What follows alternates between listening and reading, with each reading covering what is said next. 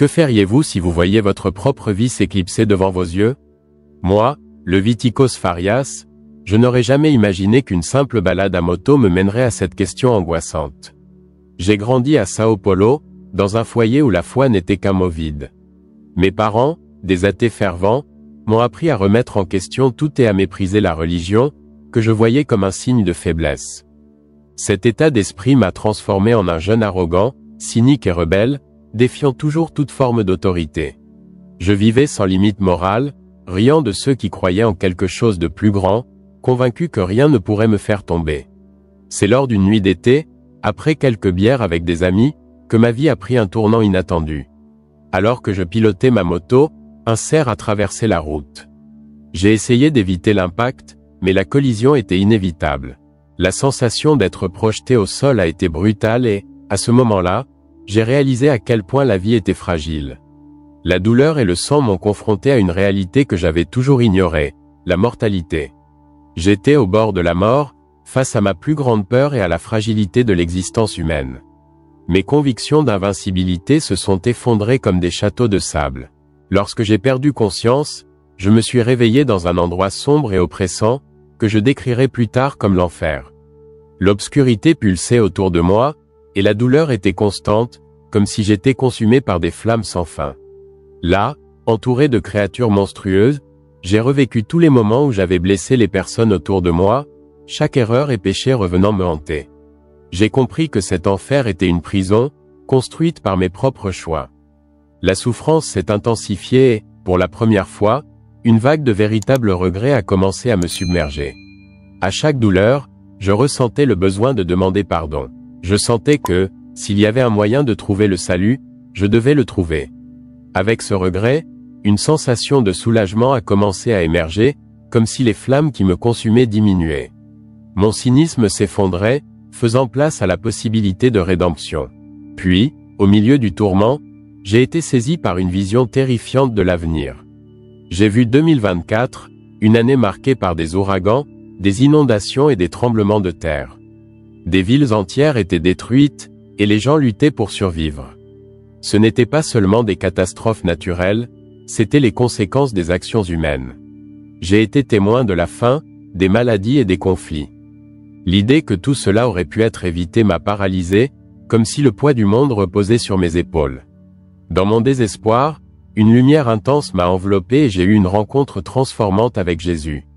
Il m'a confronté à mes choix, et toute mon arrogance s'est effondrée devant son amour inconditionnel.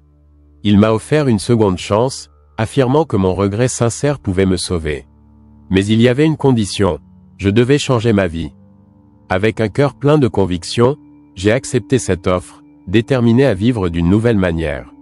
Après cette rencontre, j'ai été sauvé de la mort et j'ai entamé un chemin de rétablissement, tant physique que spirituel. J'ai commencé à fréquenter une église locale et à étudier la Bible, cherchant à comprendre les histoires de rédemption et d'amour. Le changement en moi était si évident que même ceux qui me connaissaient ont remarqué la différence. Je voyais enfin ma nouvelle vie comme une opportunité de servir les autres et de vivre avec un but. J'ai réalisé que mon expérience n'était pas seulement pour moi. J'ai décidé de partager mon témoignage dans des églises, des écoles et des groupes de soutien, touchant la vie de nombreuses personnes. Ma seconde chance est devenue un appel à aider les autres à trouver l'espoir et la foi. Mon histoire a inspiré des jeunes en difficulté, des adultes sans foi et même des athées, montrant que l'amour de Dieu peut atteindre tout le monde.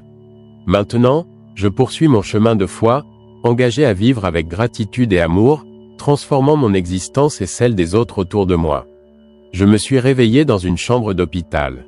L'odeur de désinfectant et le son monotone des moniteurs m'entouraient, et la douleur dans mon corps me tirait de nouveau vers la réalité. J'ai regardé en bas et vu mon bras plâtré, mon corps couvert de bandages. Les souvenirs de la nuit précédente ont commencé à revenir, et une vague de désespoir m'a envahi. L'accident, l'impact, l'enfer que j'avais vécu. Qu'est-ce que j'ai fait pour mériter cela? Alors que j'essayais de tout traiter, la porte s'est ouverte, et ma mère est entrée. Son regard était empreint d'inquiétude et de tristesse, et j'ai ressenti un poids dans ma poitrine. Elle a toujours été forte, mais à ce moment-là, j'ai vu que sa douleur était aussi réelle que la mienne. Levitikos, mon fils, tu vas bien? Sa voix tremblait. La culpabilité a commencé à me consumer. Je n'avais pas seulement blessé moi-même, mais maintenant je voyais la douleur dans les yeux de ma mère. Au cours des jours suivants, la chambre est devenue un petit monde. Les visites d'amis étaient rares, et ceux qui venaient ne savaient généralement pas quoi dire. Que voulais-je? Qu'ils me disent que tout allait bien, que j'allais me rétablir et que tout redeviendrait normal, mais rien ne redeviendrait normal. À chaque visite, je ressentais le poids de ce qui s'était passé. Ce que je voyais auparavant comme un divertissement devenait maintenant un rappel constant de la fragilité de la vie. La réhabilitation a commencé, et le véritable défi n'avait fait que commencer. J'ai toujours été un gars actif, plein d'énergie et de vie. Maintenant, j'avais du mal à me déplacer sans ressentir de douleur. Le physiothérapeute, un homme grand et robuste nommé Roré, était dur avec moi. Levitikos, tu dois te battre. Ne laisse pas cela te vaincre, disait-il en m'aidant à me lever du lit. Il y avait quelque chose dans sa détermination qui m'inspirait, mais à chaque séance, le découragement semblait me tirer vers le bas. Je voulais abandonner. C'était plus facile de rester dans le confort de ma souffrance que de faire face à la dure réalité de la réhabilitation. Mais il y avait une lumière dans l'obscurité. Pendant l'une de ces séances, j'ai rencontré Anna, une jeune femme qui se trouvait dans la même clinique. Elle avait également été victime d'un accident de moto, et son histoire était aussi lourde que la mienne. Avec le temps, nous avons commencé à partager nos peurs et nos défis. Anna avait une force que j'admirais. Elle parlait toujours de la manière dont la foi l'aidait à affronter la douleur. Parfois, nous devons tout perdre pour trouver ce qui compte vraiment, disait-elle, et je n'arrivais pas à comprendre comment quelqu'un pouvait avoir autant d'espoir après avoir traversé quelque chose d'aussi dévastateur.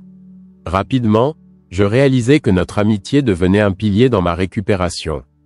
Nous passions des heures à discuter de nos vies avant les accidents, des rêves que nous avions et de la façon dont tout avait changé. Mais en même temps, la récupération devenait plus difficile.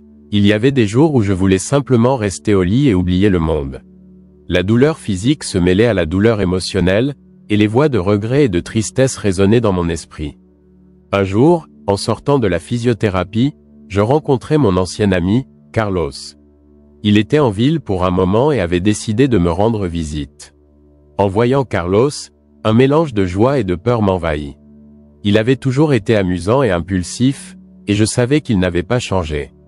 Nos conversations devinrent tendues lorsqu'il commença à parler de nos anciennes aventures. « Te souviens-tu de cette fois où nous avons fait une course à travers la ville ?» Il riait, mais je n'arrivais pas à rire avec lui. C'était comme s'il me tirait en arrière vers un passé que j'essayais de laisser derrière moi. La présence de Carlos ravivait le conflit en moi. Je voulais son amitié, mais en même temps, je savais qu'il représentait tout ce que j'essayais d'éviter. La pression augmentait, et je me retrouvais à un carrefour. Si je continuais à m'associer à lui, je risquais de retomber dans les vieuses habitudes qui m'avaient conduit à l'accident. En même temps, l'idée de m'éloigner d'un ami si proche me remplissait d'angoisse. Lors d'une conversation avec Anna, je me confiai à propos de Carlos. « Tu dois décider qui tu veux être », me dit-elle avec un regard sérieux. « La vie est pleine de choix. Certains te mèneront en avant, d'autres te tireront en arrière. » Ces mots résonnèrent en moi. Comment pourrais-je être la personne que je voulais être si j'étais encore entouré des fantômes de mon passé? Avec le temps, les séances de physiothérapie devinrent plus intenses, et je réalisais que je devais lutter non seulement pour ma récupération physique, mais aussi pour ma récupération émotionnelle. À chaque pas que je faisais, à chaque mouvement que je réussissais à accomplir, une nouvelle détermination grandissait en moi. Je voulais être plus que le jeune arrogant que j'avais été un jour. Je voulais être quelqu'un qui pourrait inspirer les autres à trouver de l'espoir, même dans les situations les plus sombres. Le conflit dans mon cœur s'intensifiait, mais je savais que c'était une bataille que je devais affronter. Le chemin de la récupération ne serait pas facile, mais chaque jour qui passait, la lumière que j'avais trouvée dans cet enfer devenait plus brillante. J'étais déterminé à ne pas laisser mon passé me définir, mais plutôt à façonner un avenir qui reflèterait la nouvelle vie que j'aspirais à construire. Chaque jour, la réhabilitation devenait plus intense et plus difficile. J'étais déterminé à m'améliorer, mais il y avait des moments où la douleur physique semblait insupportable. Roré, mon physiothérapeute, insistait pour que je me surpasse, mais il y avait des jours où je n'y arrivais tout simplement pas. La fatigue s'accumulait, et la frustra. Levitikos, le progrès est lent, mais chaque petit pas compte, disait-il, mais je sentais que j'étais coincé dans un cycle sans fin de douleur. Un jour, lors d'une séance particulièrement difficile, je perdis patience. « Pourquoi fais-tu cela avec moi ?» criai-je. « Tu ne sais pas ce que c'est de vivre comme ça. » Roré resta silencieux un moment, me regardant droit dans les yeux. « Je sais plus que tu ne l'imagines, » répondit-il. « J'ai aussi eu un accident. Et je sais que la douleur n'est pas seulement physique. Mais tu dois comprendre que le chemin de la récupération est un choix. Et tu dois le vouloir. » Ces mots me frappèrent. Je m'accrochais à ma douleur, comme si c'était une partie de moi que je ne pouvais pas laisser partir. Et c'est à ce moment-là que je réalisais que j'étais plus préoccupé par le maintien de mon image de victime que par ma lutte pour ma récupération. Cette prise de conscience me laissa angoissé, mais elle me donna également une nouvelle perspective. La relation avec Anna se renforçait également. Elle était devenue une amie précieuse, toujours prête à écouter. Lors d'une de nos conversations, elle partagea un moment douloureux de sa vie. Quand j'étais au fond du trou, je réalisais que je devais arrêter de me sentir comme une victime et commencer à me battre. Mes peurs n'étaient que des barrières que j'avais moi-même créées, dit-elle. Ces mots résonnèrent en moi, et je commençais à réfléchir à ma propre situation. Cependant, la pression de Carlos continuait à me tourmenter. Il insistait pour me rendre visite fréquemment, se remémorant nos aventures, essayant toujours de me ramener à cette vie insouciante. Je l'appréciais, mais à chaque rencontre, la lutte interne s'intensifiait. Une nuit, il apparut avec une bouteille d'alcool, faisant des blagues sur le fait qu'un peu de plaisir ne ferait pas de mal. Je savais que ce n'était pas seulement du plaisir, c'était une invitation au passé que j'essayais de laisser derrière moi. « Carlos, je ne peux pas faire ça, » répondis-je, sentant une vague de colère et de tristesse. Il me regarda comme si je lui avais planté un couteau dans le dos. « Tu changes, Levitikos. Ce n'est pas toi. Qui penses-tu tromper ?» Cette phrase me frappa. Il avait raison en partie. Je changeais, mais je m'efforçais d'être quelqu'un de meilleur. La tension entre nous augmentait, et je commençais à éviter ses messages et ses appels. Cela me rendait triste, mais en même temps, soulagé. L'amitié qui m'apportait autrefois de la joie était désormais une source de conflit. J'avais besoin de soutien, pas de tentation. À la clinique, les séances de réhabilitation devenaient de plus en plus difficiles. Un jour particulièrement difficile, je n'ai pas réussi à sortir du lit. La douleur était insupportable et la frustration m'envahissait. Anna est entrée dans la chambre et a vu ma lutte. « Levitikos, que s'est-il passé ?» a-t-elle demandé, inquiète. Je n'ai pas pu contenir mes larmes. Je suis fatiguée de me battre, ai-je avoué, ma voix tremblante. Elle s'est approchée et a tenu ma main. Je comprends, mais souviens-toi, chaque pas est une victoire. Tu n'es pas seul dans cette épreuve. Nous sommes ensemble dans ce combat. Ces mots m'ont apporté un peu de réconfort, mais la bataille intérieure continuait. Chaque jour, je devais affronter non seulement la douleur physique, mais aussi les fantômes de mon passé et les choix que j'avais faits. Un jour, quand je me sentais un peu mieux, j'ai décidé qu'il était temps de confronter Carlos. Je devais fermer ce chapitre une bonne fois pour toutes. Je me suis rendu au café où nous avions l'habitude de nous rencontrer et je l'ai vu assis là, le regard lointain. Quand il m'a vu, son expression a changé, mais je ne savais pas si c'était de soulagement ou de déception. « Levitikos, tu es différent », a-t-il dit, ne sachant pas comment se sentir. « Mon ami me manque. » J'ai pris une profonde inspiration et dit, « Carlos, mon ami me manque aussi. Mais je ne peux pas revenir en arrière. Je dois me concentrer sur moi et ma guérison. Cette vie que nous avions ne me convient plus. » Il est resté silencieux, et la douleur dans ses yeux m'a transpercé. Mais je savais que c'était ce que je devais faire. La vie n'était plus une course à la recherche de sensations fortes, mais un chemin à trouver, un chemin qui ne me mènerait pas à me blesser à nouveau. En sortant du café, un poids s'est éloigné de moi. J'avais encore beaucoup à faire, mais je commençais à comprendre que le véritable défi n'était pas seulement la guérison physique, mais la lutte constante pour devenir la meilleure version de moi-même. Et avec cela, l'espoir a commencé à germer en moi, illuminant le chemin que je m'étais engagé à suivre. La vie semblait un labyrinthe de défis, et chaque jour qui passait, je me sentais comme si je vagabondais sans but. Mais ce que je ne savais pas, c'est qu'un retournement de situation était sur le point d'arriver, un qui changerait tout.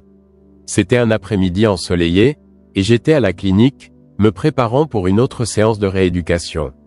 Roré m'a appelé dans la salle, et malgré la douleur que je savais qui viendrait, il y avait une attente dans l'air. En entrant, j'ai remarqué qu'il y avait quelque chose de différent. Il avait un regard sérieux, presque comme s'il était sur le point de me donner une nouvelle importante. « Levitikos, aujourd'hui nous allons faire quelque chose de différent, a-t-il dit. Je veux que tu rencontres quelqu'un. » Avant que je puisse demander qui c'était, une jeune femme est entrée dans la salle. Elle avait un sourire radieux, mais il y avait une tristesse dans ses yeux. « Bonjour, je suis Clara », a-t-elle dit en se présentant. « Je suis aussi en réhabilitation. » Clara a commencé à partager son histoire. Elle s'était blessée dans un accident de voiture et, comme moi, luttait contre la douleur physique et émotionnelle. Mais il y avait quelque chose dans sa voix qui m'a surpris. Elle parlait de la façon dont la vie lui avait appris à apprécier chaque petite victoire. À chaque mot, je ressentais un poids s'accumuler dans ma poitrine. Pendant qu'elle parlait, j'ai réalisé que la douleur que je ressentais n'était pas seulement physique, mais une douleur profonde de me sentir piégé dans un passé que je ne pouvais pas laisser derrière moi. Clara me racontait comment elle avait trouvé de la force dans des moments de faiblesse et comment chaque pas, si petit soit-il, était une victoire. C'était comme si elle parlait directement à moi, comme si elle savait la lutte que je menais chaque jour. Après la conversation, quelque chose en moi a commencé à changer. J'étais tellement concentré sur la douleur et la lutte que je ne voyais pas combien j'avais déjà avancé. Clara m'a fait réaliser que je m'accrochais à mes échecs, comme s'ils définissaient qui j'étais. Et c'est à ce moment-là que quelque chose en moi s'est brisé. Je ne voulais plus être la victime de ma propre histoire. Dans les jours qui ont suivi, les séances de rééducation sont devenues différentes. J'étais plus motivé, et la douleur physique, bien que toujours présente, ne semblait pas si insupportable. J'ai commencé à voir la réhabilitation non seulement comme un défi, mais comme une opportunité de croissance. La présence de Clara devenait de plus en plus constante. Nous avons commencé à nous soutenir mutuellement, partageant nos luttes et nos victoires. Mais, comme dans toute histoire, la vie m'a présenté un nouveau test. Une semaine plus tard, lors d'une des séances, Roré est entré dans la salle avec une expression préoccupée. « Levitikos, nous devons parler, a-t-il dit. Mon cœur s'est mis à battre la chamade. Que pouvait-il y avoir de si sérieux? Il m'a expliqué que Clara avait rencontré une complication dans sa guérison et qu'elle allait être transférée dans un hôpital spécialisé. L'impact de cette nouvelle m'a frappé comme un coup de poing dans l'estomac. Je ne savais pas comment gérer cela.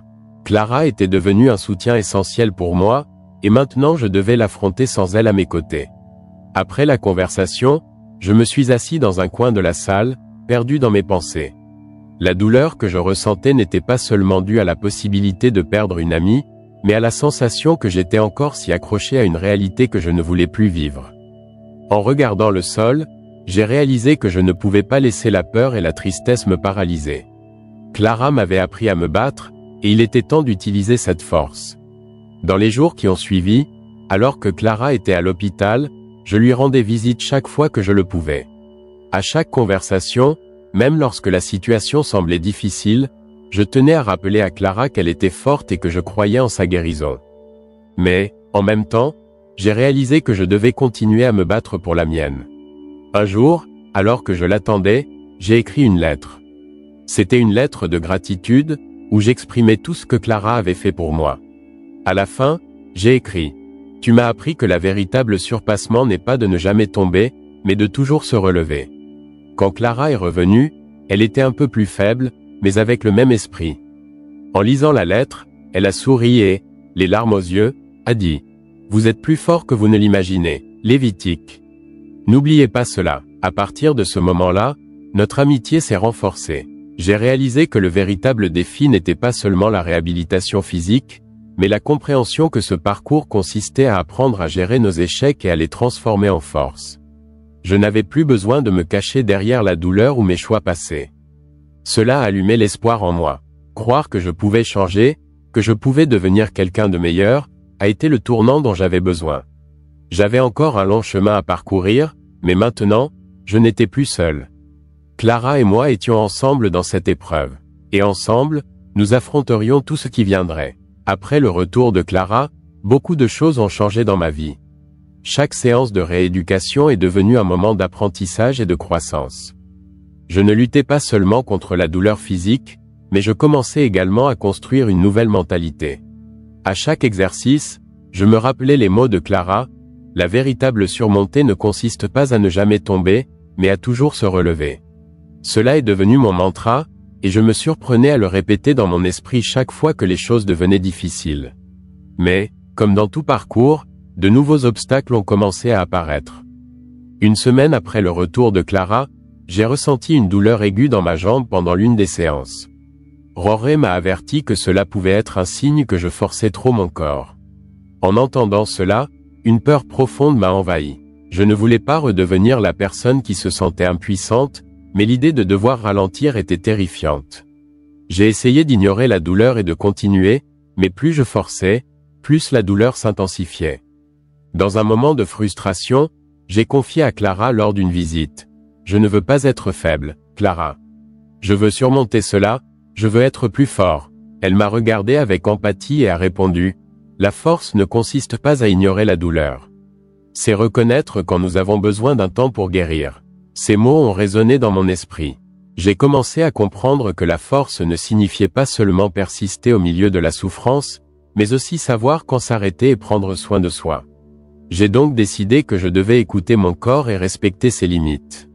Ce n'était pas une faiblesse, c'était une partie essentielle de mon processus de réhabilitation. Ce soir-là, en réfléchissant à tout cela, j'ai pris un carnet et commencé à écrire. J'ai noté chaque pensée, chaque peur et chaque petit progrès que j'avais réalisé jusqu'à ce moment-là. L'acte d'écrire m'a apporté un certain soulagement. C'était comme si je libérais un poids que je portais en moi. Et, en lisant ce que j'avais écrit, j'ai réalisé combien j'avais déjà avancé. Cela m'a donné une nouvelle perspective. Dans les jours suivants, j'ai commencé à partager mes écrits avec Clara. Elle était ravie des mots que j'exprimais et, en retour, me racontait ses propres réflexions. Nos rencontres sont devenues des moments d'échange et de soutien mutuel. Je l'aidais à rester motivé, et elle m'aidait à comprendre que prendre soin de moi n'était pas un signe de faiblesse, mais un acte d'amour-propre. Mais la vie, comme toujours, avait ses propres plans. Un jour, alors que j'étais dans la salle d'attente de la clinique, j'ai rencontré un nouveau patient nommé Lucas. C'était un jeune homme énergique, toujours avec le sourire, mais qui faisait également face à une longue réhabilitation après une chirurgie compliquée. Nous avons parlé de nos expériences et j'ai réalisé que Lucas luttait contre des sentiments similaires aux miens. Il se sentait perdu, piégé dans un cycle de douleur et de désespoir. J'ai décidé que je pouvais être un soutien pour lui, tout comme Clara l'avait été pour moi. Nous avons commencé à nous rencontrer avant les séances pour discuter et nous motiver. C'était revigorant de voir comment l'amitié pouvait fleurir au milieu de la douleur. Lucas, tout comme moi, avait besoin de quelqu'un qui le comprenne, et même si nos chemins étaient différents, la force que nous trouvions l'un dans l'autre était palpable. Nos conversations sont devenues une nouvelle source de motivation. Je l'encourageais à célébrer ses petites victoires, tout comme Clara l'avait fait avec Mo. Et, en faisant cela, je me rappelais aussi de mes propres réussites. Rapidement, j'ai réalisé que la douleur et la lutte qui semblaient si solitaires auparavant étaient maintenant partagées. La connexion avec Clara et Lucas m'a donné la force nécessaire pour affronter les défis à venir. Cependant, l'ombre de la peur planait toujours sur moi. Je me demandais si je réussirais à continuer à avancer sans me blesser. Les insécurités revenaient dans des moments de solitude, et c'était dans ces moments que je me sentais le plus vulnérable. Mais, en regardant Clara et Lucas, je réalisais que je n'étais pas seul dans ce parcours. J'avais des amis qui partageaient leur propre lutte, et ensemble, nous étions plus forts. C'est ainsi que j'ai appris l'importance d'un réseau de soutien. Au lieu de me sentir accablé par les difficultés, je cherchais maintenant de l'aide auprès des personnes qui m'entouraient. Le parcours de réhabilitation n'était pas seulement le mien. Il s'agissait de nous tous, affrontant ensemble les tempêtes de la vie. Et, avec cela, j'ai réalisé que chaque pas, chaque petite victoire, nous rapprochait davantage de la surmonter.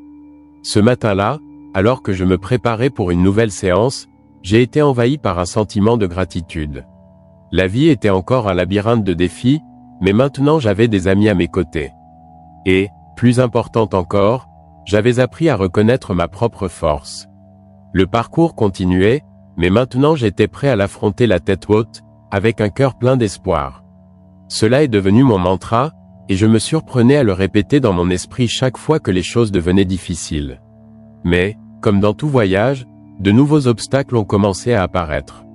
Une semaine après le retour de Clara, j'ai ressenti une douleur aiguë dans ma jambe pendant l'une des séances. Roré m'a averti que cela pourrait être un signe que je forçais trop mon corps. En entendant cela, une peur profonde m'a envahi.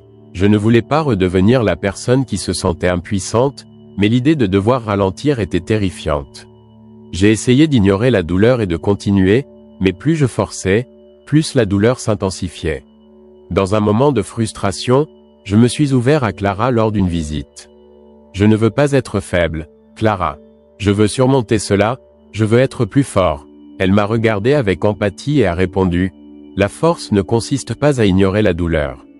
C'est reconnaître quand nous avons besoin de temps pour guérir. » Ces mots ont résonné dans mon esprit.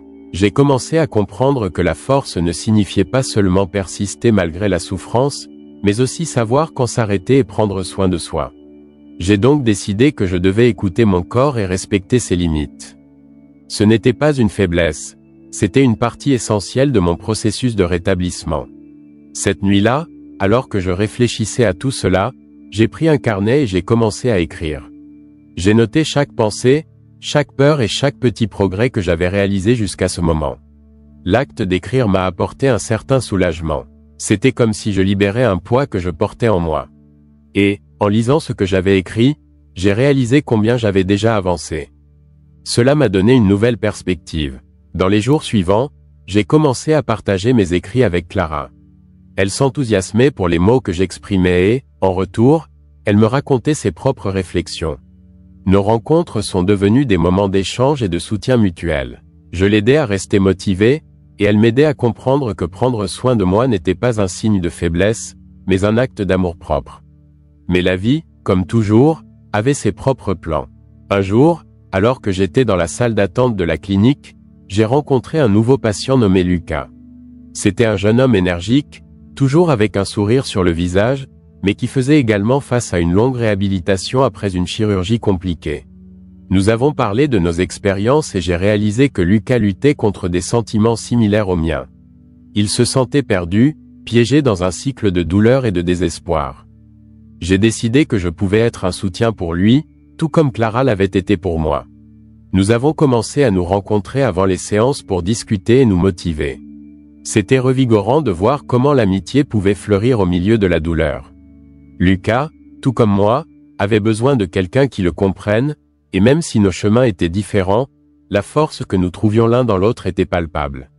Nos conversations sont devenues une nouvelle source de motivation. Je l'encourageais à célébrer ses petites victoires, tout comme Clara l'avait fait avec moi. Et, en faisant cela, je me rappelais aussi de mes propres réussites. Rapidement, j'ai réalisé que la douleur et la lutte qui semblaient auparavant si solitaires étaient maintenant partagées. La connexion avec Clara et Lucas m'a donné la force nécessaire pour affronter les défis à venir. Cependant, l'ombre de la peur planait encore sur moi. Je me demandais si je pourrais continuer à avancer sans me blesser. Les insécurités revenaient dans des moments de solitude, et c'était dans ces moments que je me sentais le plus vulnérable. Mais, en regardant Clara et Lucas, je réalisais que je n'étais pas seul dans ce voyage. J'avais des amis qui partageaient leurs propres batailles, et ensemble nous étions plus forts. C'est ainsi que j'ai appris l'importance d'un réseau de soutien. Au lieu de me sentir accablé par les difficultés, je cherchais maintenant de l'aide auprès de ceux qui m'entouraient. Le parcours de réhabilitation n'était pas seulement à propos de moi, c'était à propos de nous tous, affrontant ensemble les tempêtes de la vie. Et, avec cela, j'ai réalisé que chaque pas, chaque petite victoire, nous rapprochait davantage de la surmonter. Ce matin-là, alors que je me préparais pour une autre séance, j'ai été envahi par un sentiment de gratitude. La vie était encore un labyrinthe de défis, mais maintenant j'avais des amis à mes côtés. Et, plus important encore, j'avais appris à reconnaître ma propre force. Le voyage continuait, mais maintenant j'étais prêt à l'affronter la tête haute, avec un cœur plein d'espoir.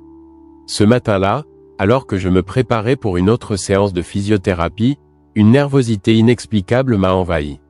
Je savais que la douleur dans ma jambe était toujours présente, mais il y avait quelque chose de plus profond qui me troublait. Ce qui m'inquiétait le plus, c'était le fait qu'au cours de cette semaine, Lucas et moi avions décidé d'essayer un nouvel exercice qui impliquait plus de mouvement et de force. C'était un défi, et je me sentais partagé entre l'envie de le surmonter et la peur de me blesser à nouveau. Quand je suis arrivé à la clinique, j'ai vu Clara en train de discuter avec Roré. Elle avait l'air enthousiaste, mais je pouvais noter une certaine lueur d'inquiétude dans ses yeux. Je me suis approché, et dès qu'elle m'a vu, un sourire s'est dessiné sur son visage. « Prêt pour un nouveau défi ?» a-t-elle demandé d'un ton encourageant. Mais, intérieurement, j'étais en conflit. Je voulais être fort, non seulement pour moi, mais aussi pour Lucas, qui comptait sur moi pour cette nouvelle phase. La séance a commencé, et je me suis senti un peu submergé. Roré nous a expliqué les nouveaux exercices, qui exigeaient non seulement de la force, mais aussi de la coordination et de l'équilibre. Dès que j'ai commencé à réaliser les mouvements, la douleur s'est à nouveau manifestée. Chaque répétition semblait me pousser à la limite, et la frustration a commencé à grandir en moi. Je luttais contre mon propre corps, et la sensation d'impuissance commençait à me consumer.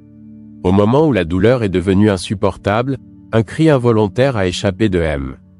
Roré s'est immédiatement arrêté et est venu vers moi. « Vous devez écouter votre corps », a-t-il dit, sa voix ferme et calme.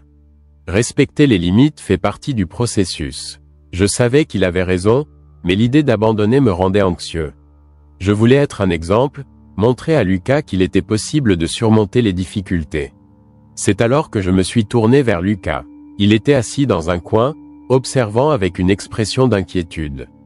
Nos regards se sont croisés, et en un instant, tout est devenu clair. Je n'avais pas besoin d'être fort tout le temps. La véritable force résidait dans la vulnérabilité, dans la compréhension que chacun de nous avait des limites. J'ai décidé, à ce moment-là, qu'abandonner n'était pas un échec, mais un pas nécessaire pour continuer. Avec un profond soupir, je pris une grande respiration et dis « Roré, je dois m'arrêter. Je ne peux pas continuer comme ça. » La sensation de soulagement fut immédiate. C'était comme si un poids avait été retiré de mes épaules. Clara s'est approchée et m'a regardé dans les yeux. « Tu as fait le bon choix. Parfois, s'arrêter est la chose la plus courageuse que nous puissions faire. » À partir de ce moment-là, la dynamique de la salle a changé. Lucas s'est approché et, avec un sourire, a dit « Je me suis senti comme ça aussi. » Parfois, nous avons l'impression que nous devons en faire plus, mais écouter notre corps est essentiel. Le lien que j'avais avec lui s'est renforcé. Nous n'étions pas seulement des collègues en réhabilitation, nous étions des amis qui se soutenaient dans les luttes et les victoires. Pendant que nous parlions, j'ai réalisé que mon parcours n'était pas seulement à propos de moi. C'était à propos de nous tous, chacun affrontant ses propres batailles, partageant des expériences et apprenant les uns. La peur que je ressentais n'était pas seulement la mienne, c'était un sentiment que nous portions tous d'une certaine manière. Lorsque la séance a pris fin, j'ai ressenti une nouvelle légèreté en moi. La douleur était encore présente, mais j'avais trouvé une nouvelle perspective. Au lieu de me sentir vaincu, je me sentais renforcé. J'ai appris que la surmonter n'était pas une ligne droite, mais une série de hauts et de bas, et que ce n'était pas grave si je n'avais pas toutes les réponses. Ce soir-là, en écrivant dans mon carnet, j'ai réalisé que j'avais changé. Le parcours n'était pas seulement une question de réhabilitation physique, mais de construction d'un nouvel état d'esprit. L'amitié avec Clara et Lucas m'a appris que nous n'avions pas besoin de faire face à nos luttes seuls. Ensemble, nous sommes plus forts, et chacun de nous apporte quelque chose d'unique à la table. Avec cela, j'ai compris que la véritable surmontée consiste à apprendre à tomber et à se relever, à reconnaître nos limites et à nous soutenir mutuellement. La vie continuerait à nous présenter des défis, mais maintenant j'étais mieux préparé. J'avais des amis à mes côtés et une nouvelle façon de voir la force. En fermant mon carnet, un sourire s'est dessiné sur mon visage. J'étais prêt pour la prochaine étape de mon parcours, un pas à la fois, avec un cœur plein d'espoir et de gratitude. Dans les jours qui ont suivi cette séance de physiothérapie, j'ai ressenti un poids différent sur mes épaules. C'était un poids léger, comme si je m'étais enfin débarrassé d'une armure qui m'étouffait. La décision de m'arrêter, d'écouter mon corps, a apporté une nouvelle perspective à ma vie. Ce n'était pas seulement la douleur à la jambe, mais la façon dont je me voyais faire face aux défis. À la clinique, les interactions avec Clara et Lucas ont changé. Maintenant, il y avait une compréhension mutuelle. Nous parlions davantage, partageant nos frustrations et nos réussites. Lucas, qui semblait toujours si fort et déterminé, a commencé à s'ouvrir sur ses propres peurs. Parfois, j'ai l'impression de traîner. C'est comme si je luttais contre une ombre que je ne peux pas voir, a-t-il avoué un matin. Ces mots ont résonné en moi, et j'ai réalisé que nous ne combattions pas seulement des limitations physiques, mais aussi les incertitudes que la vie nous impose. Clara, quant à elle, est devenue une source de soutien encore plus intense. Pendant une pause entre les exercices, elle a dit « Nous avons tous nos batailles. L'important est que nous soyons ici, ensemble. Personne ne devrait traverser cela seul. » Ces mots ont touché mon cœur. L'amitié que nous avions formée était un pilier soutenant nos parcours individuels. Avec le temps, j'ai appris à apprécier ces moments, non seulement comme des séances de physiothérapie, mais comme des rencontres de soutien et de compréhension. En réfléchissant à cela, j'ai réalisé que le parcours de chacun d'entre nous était unique, mais qu'il y avait un fil conducteur qui nous unissait. La lutte pour la surmonter. Dans une de nos conversations, j'ai décidé de partager une peur qui m'accompagnait. Parfois, je me demande si je pourrais redevenir celui que j'étais avant l'accident, leur ai-je dit. Lucas est resté silencieux, et j'ai pu sentir la tension dans l'air. Mais il a répondu avec sincérité, peut-être que nous ne redeviendrons jamais exactement les mêmes. Mais cela ne signifie pas que nous ne pouvons pas devenir encore meilleurs. Ces mots ont résonné en moi. L'idée que le changement pourrait apporter de la croissance et pas seulement de la perte est devenue un mantra personnel. J'ai commencé à me concentrer non seulement sur les difficultés, mais aussi sur les petites victoires. Chaque pas que je faisais, même hésitant, était une réussite. J'ai appris à célébrer même les plus petits progrès, comme réussir à soulever la jambe sans douleur ou maintenir l'équilibre quelques secondes de plus. De plus, l'impact de ce nouvel état d'esprit a commencé à se refléter dans d'autres domaines de ma vie. J'ai recommencé à m'intéresser à des hobbies que j'avais abandonnés. J'ai commencé à dessiner à nouveau, quelque chose qui m'avait toujours apporté de la joie, mais que j'avais mis de côté à cause de la douleur et de la frustration. Chaque trait sur le papier est devenu une forme d'expression, une manière de canaliser ce que je ressentais. Clara et Lucas se sont montrés enthousiastes et ont même demandé à voir certains de mes dessins. Leur encouragement a ravivé une flamme que je craignais d'avoir éteinte. Le temps a passé et, lors d'une des séances, Rory m'a félicité pour les progrès que j'avais réalisés. « Tu es plus connecté à toi-même », a-t-il dit. « C'est un pas important dans la récupération. » J'ai ressenti une chaleur monter sur mon visage, et un sourire s'est dessiné sur mes lèvres. La reconnaissance m'a fait réaliser que le chemin avait été difficile, mais que chaque larme et chaque rire en valaient la peine. Chez moi, en regardant dans le miroir, j'ai vu une version de moi qui commençait à accepter ses imperfections. J'ai appris que je n'avais pas besoin d'être parfait pour être fort. La force venait du courage d'affronter mes peurs et de la vulnérabilité de demander de l'aide quand c'était nécessaire. Au fond, j'ai compris que la véritable surmontée résidait dans le fait de savoir que le parcours est fait de haut et de bas, et que cela fait partie de l'être humain. Cette nuit-là, en me couchant, j'ai ressenti une sérénité que je n'avais pas éprouvée depuis longtemps. La peur existait encore, mais elle ne me contrôlait plus. J'étais entouré d'amis qui me soutenaient, et ensemble, nous étions prêts à affronter ce qui viendrait. Avec un sourire sur le visage et un cœur plein de gratitude, je me suis endormi, rêvant d'un avenir rempli de possibilités. La vie continuait, et j'étais prêt pour chaque nouveau défi, un pas à la fois. En réfléchissant à tout ce que j'avais vécu, je réalise que mon parcours n'a pas été seulement une question de récupération physique, mais une véritable transformation intérieure.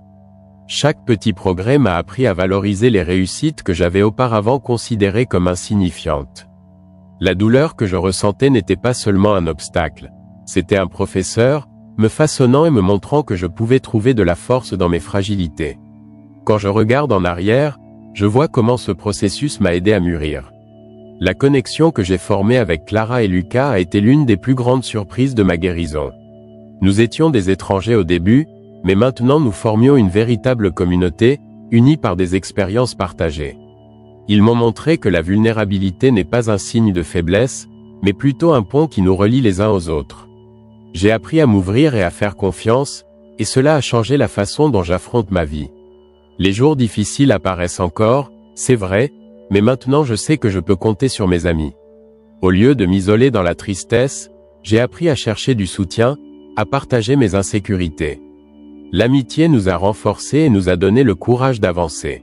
L'empathie et l'amour que nous avons trouvés les uns chez les autres m'ont appris que nous sommes plus forts ensemble.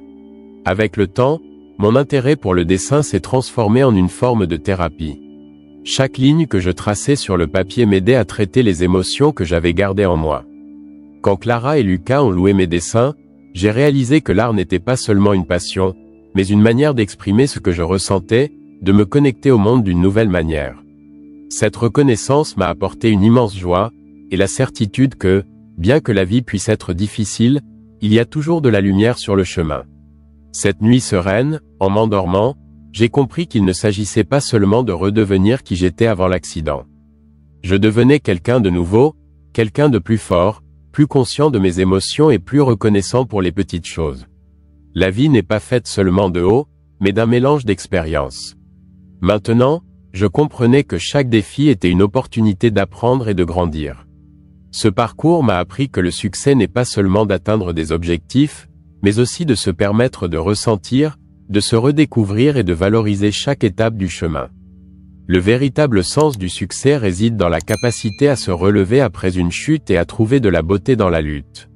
Et cela, en soi, est une victoire qui mérite d'être célébrée. En regardant vers l'avenir, je ressens un mélange d'excitation et d'espoir.